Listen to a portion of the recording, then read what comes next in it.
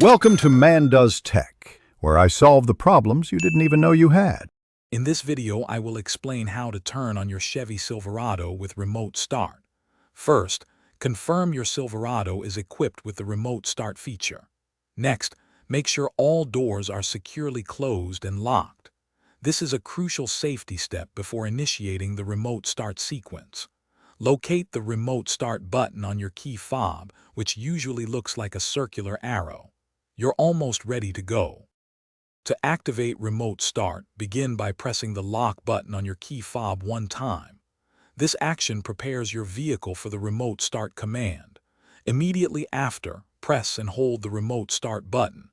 Keep holding it down for at least 4 seconds. You'll notice the parking lights flash, confirming the remote start signal has been received and your engine is now running. It's that simple.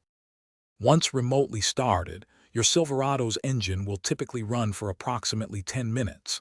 If you need more time, you can extend the run cycle by repeating the lock and remote start button sequence. This will add another 10 minutes, for a total of 20 minutes.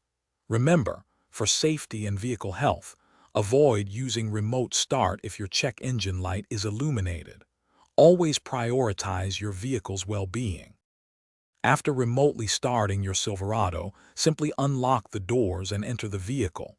The engine will continue to run. Once inside, insert your key into the ignition and turn it to the on position. This transfers control from the remote start system to the ignition, allowing you to drive away. Remember to check the description below for a link to the Echo Dot smart speaker and other great deals. Thanks for watching. Thanks for watching. If you found this helpful, don't forget to like and subscribe.